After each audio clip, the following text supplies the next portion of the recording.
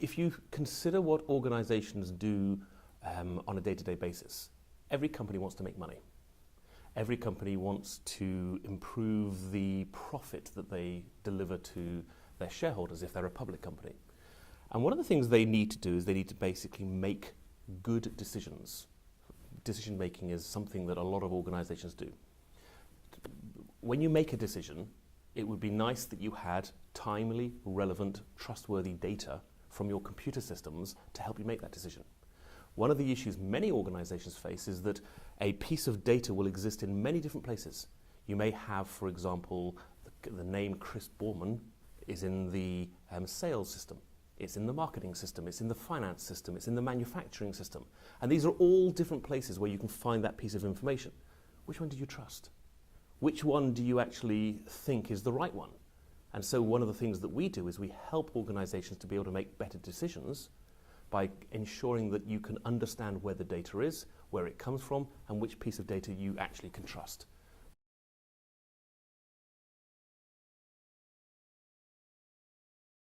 From an innovation point of view, we continue to develop within our own engineering laboratories new capabilities, and we also acquire technology so that we can actually add value to our customers.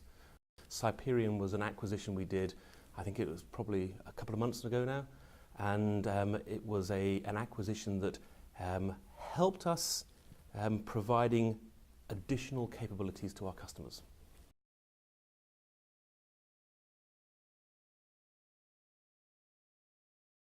One of the best ways to explain MDM is to give you an example. If you think of, for example, a telco operator. Today, telco operators have evolved into providing many types of services. They provide, for example, internet services, or they provide telephony services or television services. And one of the things that telco operators are looking to do is to, in essence, provide their customers with the triple play. They want to give a consumer in their house basically a television, internet, and telephone access at the same time.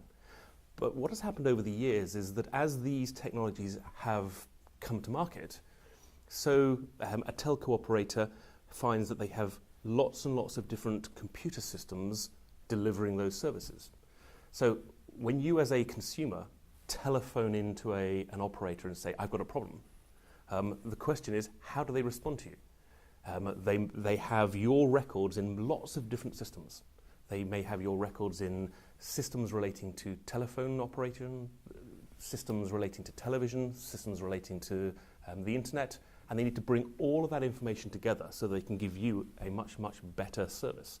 So what master data management allows you to do, in this case, is to bring together all of those records and say, you know what, there is one record for this person. And that one record, a golden record, represents who, for example, Chris Boorman is, what Chris Boorman has as a record of all these different systems. And so master data management is critical to a lot of organizations because it helps people understand who they are dealing with, what those people have, and how they can then deliver a better level of service to those customers.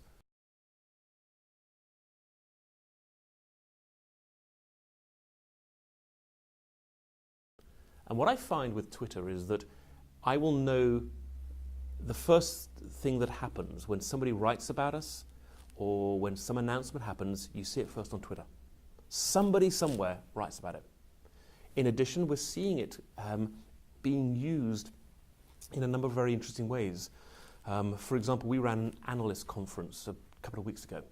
And so we invited something like 20 or 30 industry analysts to come along and hear our story. They came from Europe, across the US, Asia Pacific, and they came to listen to us. And during the conference, they were using Twitter. And what we found happening was that they would be twittering and talking about the conference. And they were communicating with each other using Twitter. They were communicating with us using Twitter. We would see things and then we would answer them later in the conference. But we also then found that people outside the conference were watching and they were listening and they were asking questions. And what we found, which I had never seen, was this amazingly vibrant interaction taking place around that conference.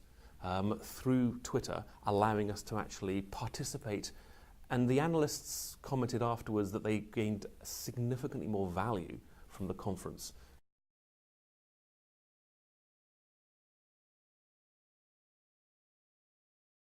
I'm in a very privileged position. I run marketing for an organization that I think is one of the most exciting organizations in the computer world. Informatica is focused on how organizations gain control of their data. And that's a challenge that every organization, particularly large organizations, face.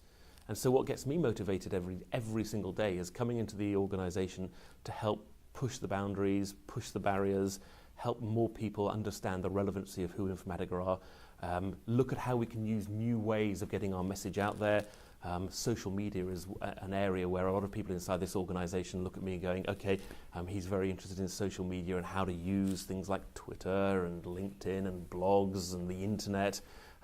Ultimately, the internet in this day and age is king. And so I get very excited about how can we use the internet as a 21st century organization, pushing the boundaries to drive interest in Informatica.